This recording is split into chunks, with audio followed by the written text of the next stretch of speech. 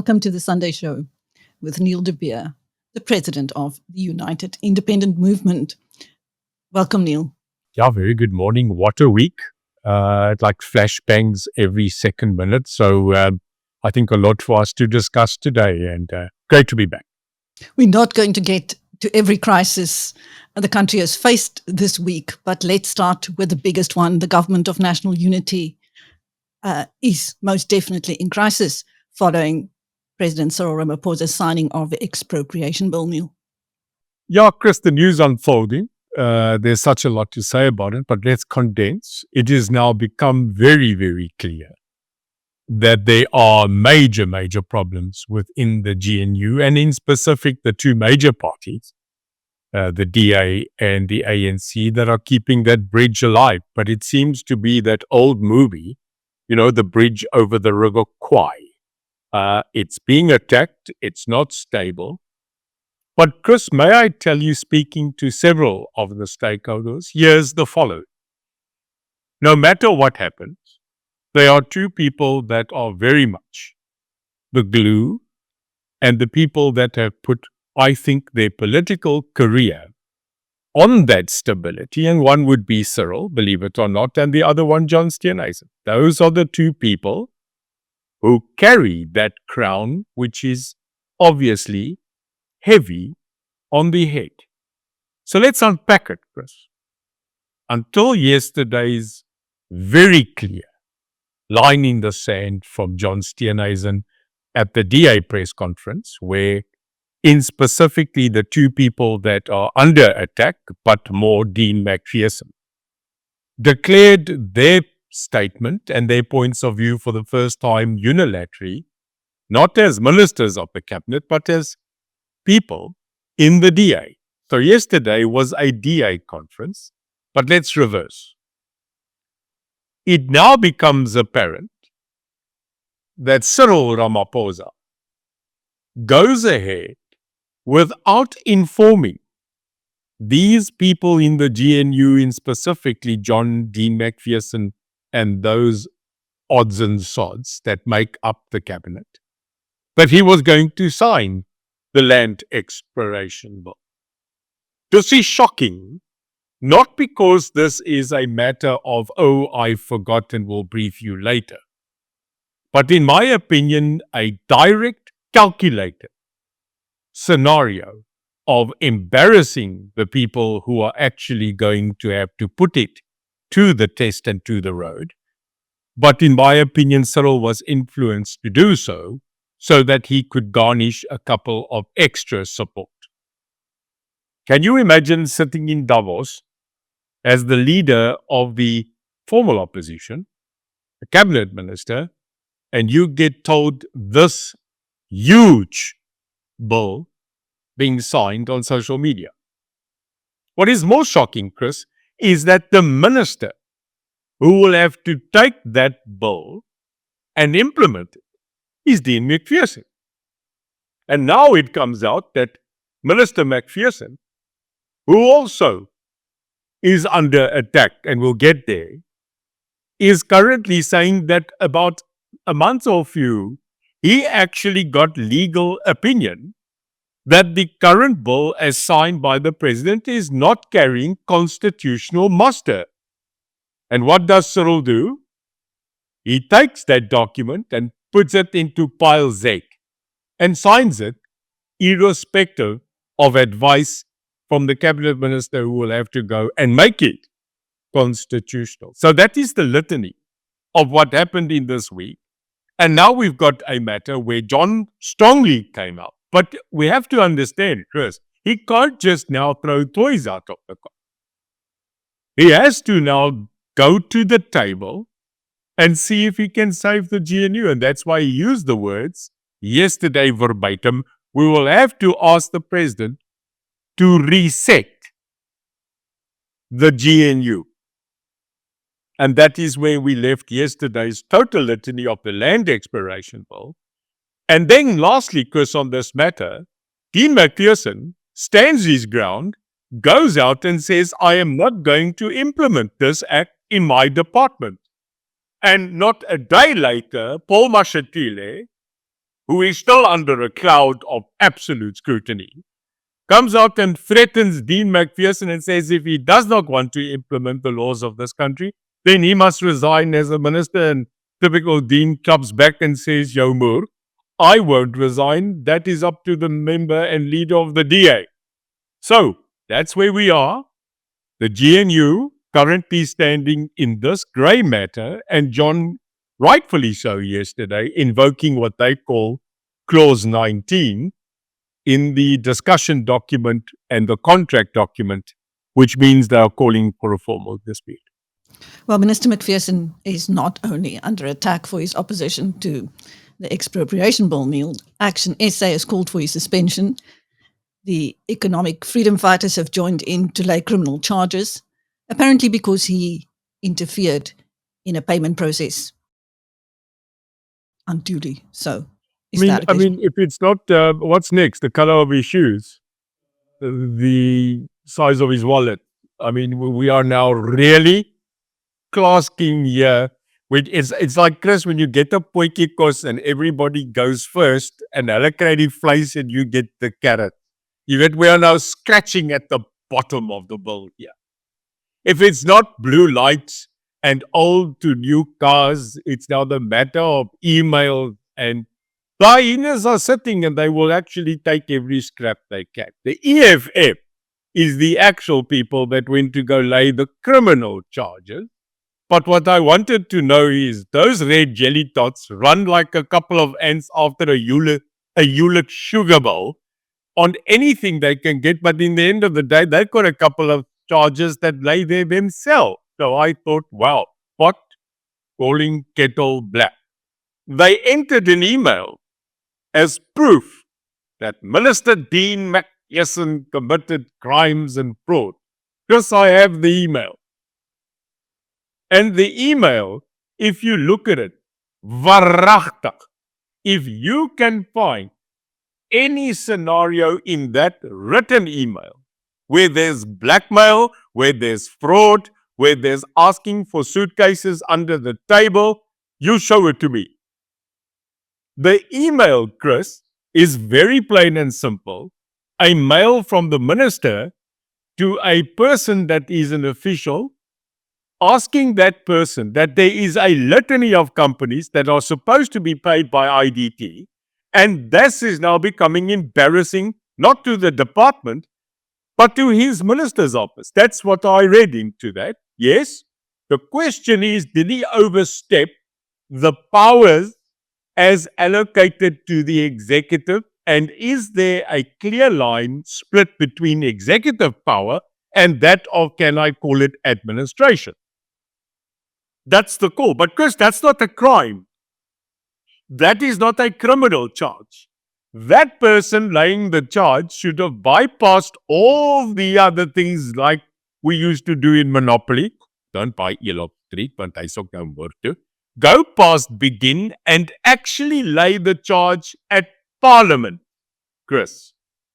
Because the accusation is that Minister Dean McPherson overextended the rights of his ministerial power. Nou luister gou vir my.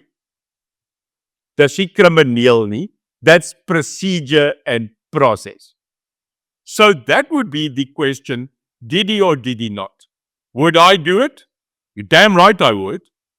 If someone came to me and said that there are companies providing services to state and they've not been paid for months, I would write a letter to the DG or to the members and say, why are you not paying them? But this is not so. This has been clouded because it has to be a clouded affair to attack the GNU and totally defame Dean McPherson. And on this matter, I am not a big supporter of any of those political parties. But on this matter, a load of hogwash. They're trying to screw the bucket. They are trying to dig at Siviwe firstly. You will remember they tried to get her fired. Then they're now trying to touch out to Dean McPherson. And now they're trying to lambaste the GNU. This season, I'm telling you, these are the first shots under the trenches to start attacking and moving the DA out of the positioning. I think it's going to fail if it really gets to the mine, if calmness can reign.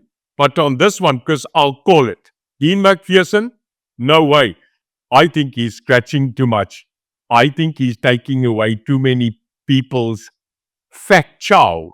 He's trying to say, we will save, and they are saying, but we would like to steal. That's my opinion, Chris, and I don't think I'm wrong.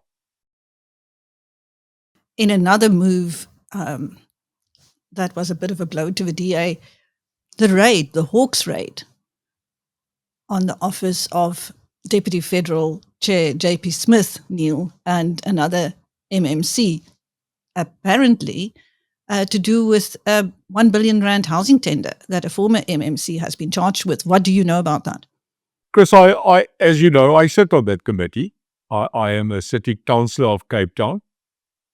I sit on the Safety Security Portfolio Committee. And more than that, I also serve on CIVOC, which is the civilian oversight over policing of the city of Cape Town. We did not know. Rumors are always about, Chris.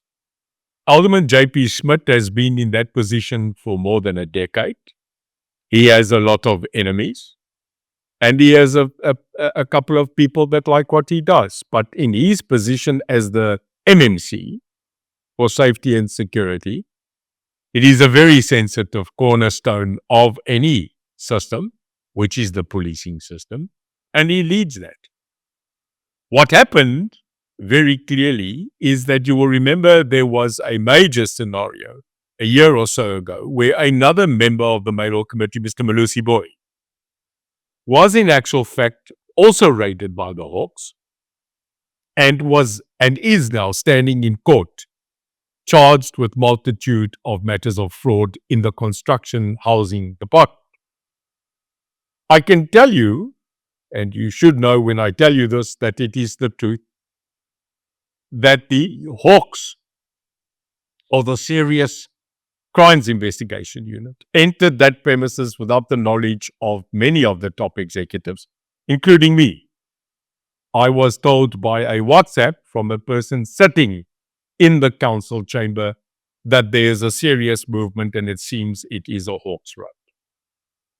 What we now know, Chris, is that warrants were executed to 2 MMCs and that currently the mayor is saying that he needs to have a meeting with SAP so that they can find out what were the charges and what were the reasons for such warrants to be executed. The fact that it is now again on local government level from the DA does not make the situation easier.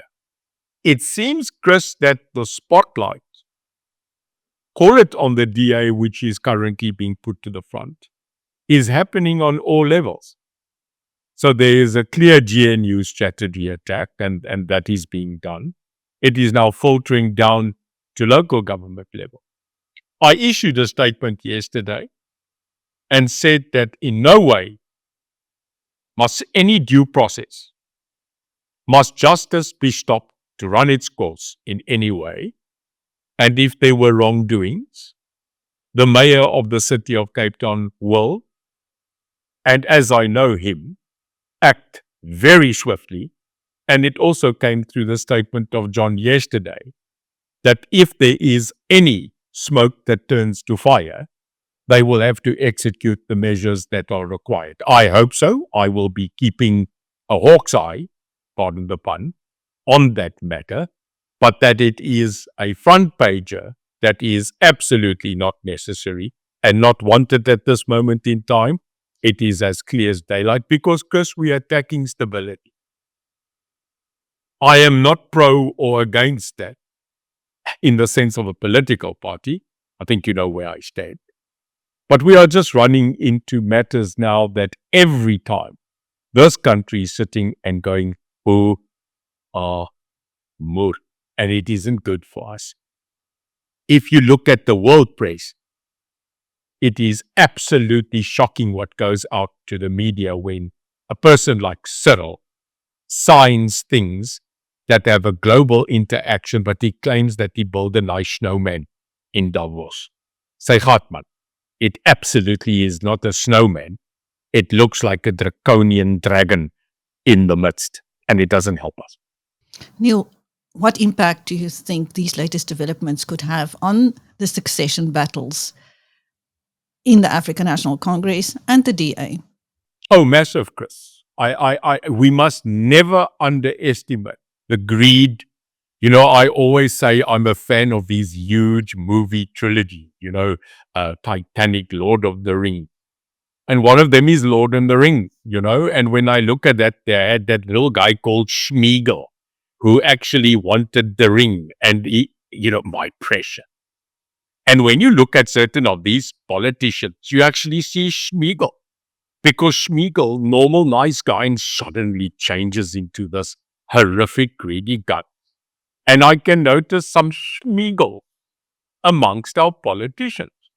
So we mustn't underestimate the power of Schmeagol coming out into people like Paul, Akkus Onrelevant, Babyface Mashatile.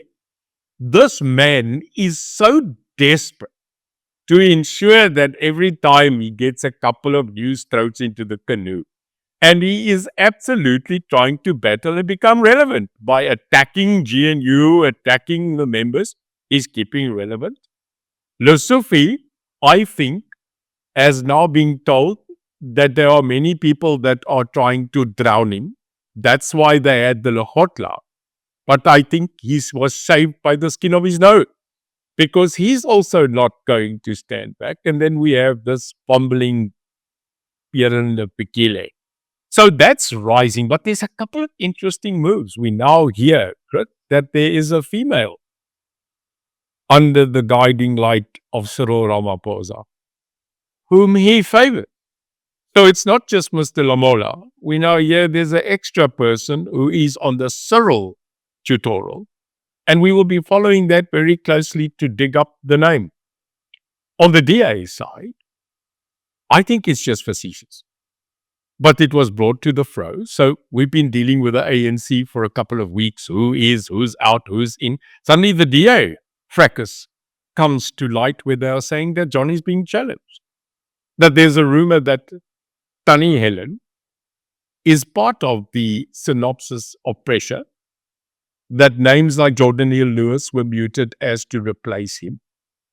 And then the emphatic denial that there is no such scenario, and that there is currently the point that in 2026 that the DA will go to conference and that John will remain in place. May I say, though, that on both sides, there are problems, but not the only party that is currently seeing earthworms uncovering the gravel. So here, Brink's name has also come up as an alleged favourite of Helen Zille. Because I clearly think it will be disastrous to remove John at this current moment as leader and from the GNU. Like him or don't. Those are the people in the room. And if he leaves, it's a crumbling system, because most of the people that are in support of him are serving within cabinet. And it will be a crumbling scenario. Like it or don't, if that happens mid-GNU creation, like the rocket taking off, I think it will explode and ignite, and the after-gas burn is going to be damaging to us. We have to settle, Chris. Like it or not, I am now a proponent of the GNU because we have no choice. Because the alternative, I know it's becoming a cliche, but it is a fact. The alternative is too terrible, and we'll speak about it now, to even contemplate. So we have to support. We have to get to stability. We're not even a year in the GNU. In Italian, they say, calma de tutti da calma. Ons moet kalmeer, sort out what we need to. But damn it, man, South Africa deserves a bit of traction in this market. Well, meanwhile, over at former President Jacob Zuma's party, MK, a party that would be waiting in the wings should the GNU implode, Neil, along with the EFF, apparently between 11 million and 40 million rand, it's gone missing from its coffers. Chris, weet jy wat's 'n aasvoël? 'n Aasvoël. Hulle sê 'n aasvoël is 'n geduldige voël. That is a bird that sits there and is very patient because it first has the lions to eat, then the hyenas, then the other slaughtering animals, and finally, he gets his chance to nibble at the bones. That's MK. MK is sitting and they are waiting for the right moment. We must not for 1 minute fall for the absolute smokescreen that they are in disarray. Now, here's the fact. Hear me. They let their TG go a week before their main huge conference and their stadium event in December. They then let him go, and then the replacement, TG, resigns a week ago as well. Now, the money that we are talking about is ranging rumored between 11, 28 or 40 million. First, the spokesperson denies emphatically that any money is accountable for and lost, and then has to subdue a week later to say, yeah, well, there are discrepancies. Now, Chris, if it's 11, 28 or 40, it's still $1 million. It still has 6 nulls. Now, that money they get from 3 sources. They get it from membership, they get it from donation, and they get it from government. They get it as their parliamentary IEC contribution list. So a third of it is state money. Ooh. So currently, the money is gone. No one is saying it's a serious matter because there are investigations. But because like we know, sorry, I think as we know MK, it's like a couple of people walking into an Indian restaurant. They only have $24, so everybody's taking a bite at the bunny chow. I think they are wrecking that scenario and they are treating it like a cattle feast.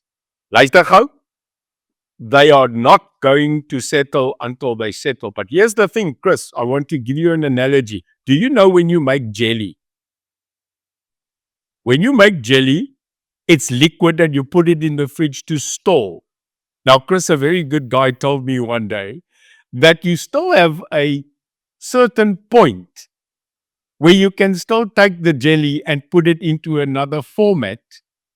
But once that jelly has become jelly, you can't change that anymore. MK is a slow settling fridged jelly. It is currently still liquid. It is in and out. It is left and right. But it is, I'm telling you, it is too big not to settle. It's got 58 members of parliament. I see a new person entering now again onto the parliament, the ex-speaker of Joburg Metro, Colleen, is going in. And it is a litany of changes, but it's because the jelly is settling. Once that thunderous, uncool, dark bowl of jelly settles, it is then that I am thinking we will have to turn our head a little bit and dig deep on what is coming. You are right, Chris. They are the uncooled, incoming proverbial second degree. And I'm worried that we are fighting still to settle GNUs, to sort out systems of government, and that we are not understanding that one drop of this belly, they are going to collect the cash. And then I'm afraid we do. So they are strengthening while the GNU is weakening. Yes, and it's a strategy, Chris. I mean, you know, say it or don't say it, I'll say it. They have a very, very strategic, streetwise president. Call him what you want. Uneducated, old, senile. I know that man. Jacob Gelitletle Umsholozi Zuma must never be underestimated of what he can think of. And I am saying we are hearing people say, but what if he dies? Well, Chris, yes, what if he dies? But you know what counts? He's alive today. And every day they are getting stronger. The EFF is collapsing. You don't see Julius Frikkie Malema. Sorry, my word, people like Frikkie now just died. Hoekom noem jy hom Frikkie? Pity. But he's irrelevant. I think he is sliding slowly away. The DA now has its contestations, but I believe that sound minds this week between John and Cyril might bring us back to those discussions. Not just John, the IFP has now climbed in, also rejecting the land issue. I'll tell you why, may I, in conclusion. The IFP cannot afford for this land without compensation bill to continue, because one of the biggest landowners in this country is the Ingonyama Trust, which is under the auspices of His Majesty the King of the Zulu. And this Land Expropriation Act might also rumble out to take Zululand. And Chris, if there's one nation in this country that doesn't take much to go into revolution, it is that part of our country. So I think there will be major rumblings. But Chris, it's not over. Bella, killer fight. Land NHI. fight. NHI, upcoming fight. The next one, I'm telling you, here's a prediction before we end. Do you want it? Mm-hmm. The next, number 4, will be the increasing scenario of BEE to 75% in a company from where it is now. And also this ridiculous, and we'll unpack it next week, 100 million fund or 100 billion fund. Again, doubling up transformation because BEE failed. And here's the 5th one. They're going to start taking away our guns. So 1, Bella.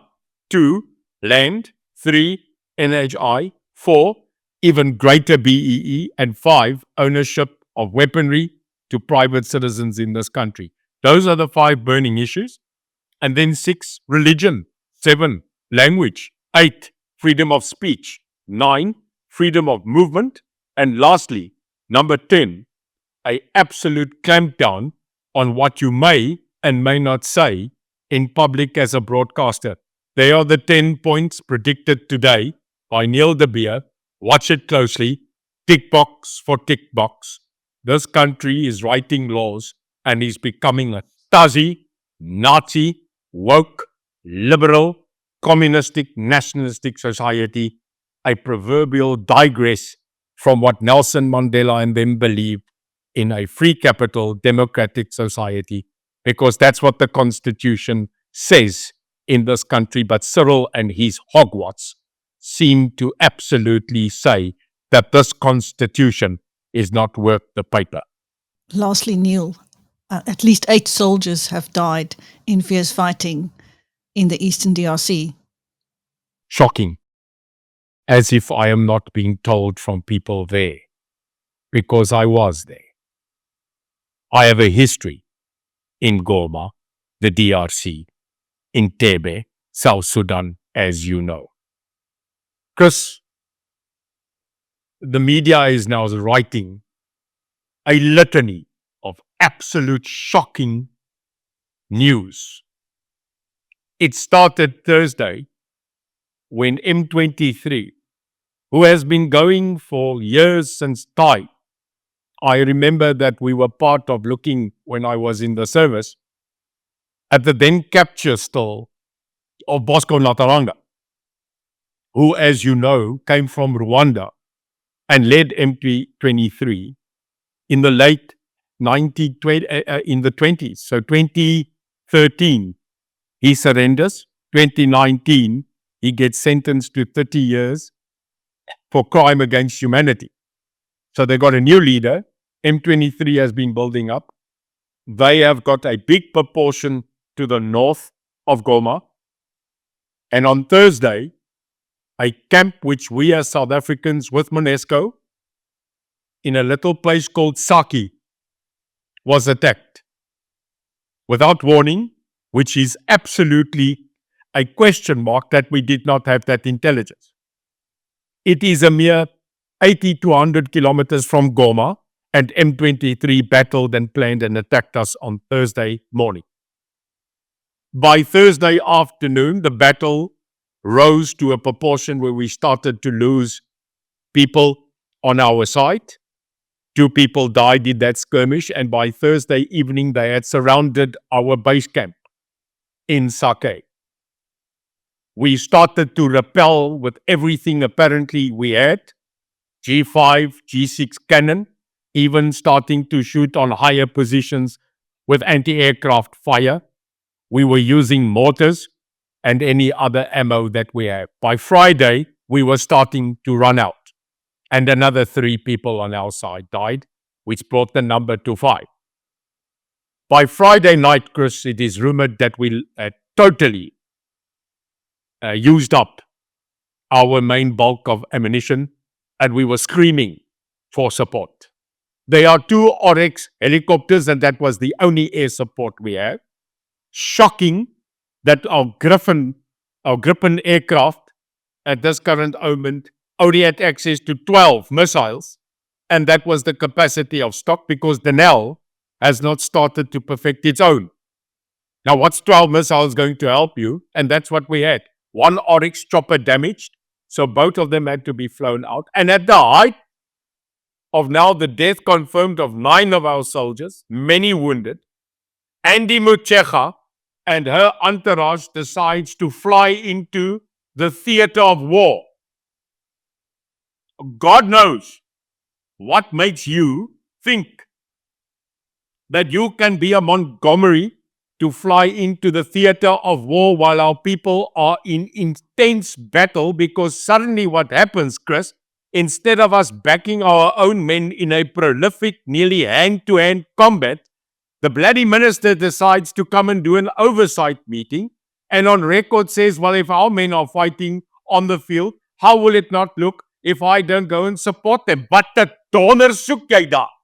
So suddenly, as I know as an ex-soldier, you have to now focus to protect the minister. Because now suddenly a VIP has entered, and now you have to ensure the security of not just the minister, but the head of the defense force. Because this is a circus. And we are being told that by the men. So what they were doing there, I think, is to go find out how stuffed up their support was for our men and women on the ground. That's it, Chris. And I'm not hearing this through the media only. This is a horrific part of our current situation in the defense force. How many times have you and I not spoken where they say they are underfinanced, under budget, they are running out of aircraft, hulle het nie 'n bloody vloot meer nie. So what can happen is Mozambique can attack us in a canoe. It's a litany of tragedy. But here it is, Chris, and I'm heated because I'm an ex-soldier. How do you deploy people when you know you are undercapitalized, understaffed, under logistical wise, and no support? And it's outside the border of our country where you need even more support, Chris. They even sent the wrong ammunition for the right weapon. It's like having an 80mm mortar and you are trying to put an 81mm pipe into that. They did pas nie. So there we are. And if it wasn't this tragic, it would be an absolute comedy. But here it is, Chris. People died. What are we doing there in the first place? We don't even have a special force unit currently supporting our entity, because normally every single battalion has a space group with it. So tired, unreplenished, nearly zero air support, lack of ammo. They had to scuttle and send 2 aircraft out of Waterkoop on Saturday with ammo, and Chris, no new men to replace or support them. So that's where we are. May God have rest and peace on the fallen soul and to their families. But I'm telling you, Neil de Beer and many are going to not let this one go. We are going to watch this. We are going to find out because it's not just there. But Chris, I'll end by saying something in the good spirit. It is now clear that a few good men and the women that are serving in support and combat faced one of the largest battles they have ever had, except for CAR, when a current grouping, and we lost 28 soldiers there. I'm proud of them. My heart goes to those that stood the ground and did not surrender, because the good news, Chris, they have held Sake. They have not surrendered no matter what. May we pray, send our hopes, our support to South Africans who are currently in our name battling in that ground. They must know that we will support. Chris, if Neil de Beer was the Minister of Bloody Defence, I would not have been flying in to make a speech.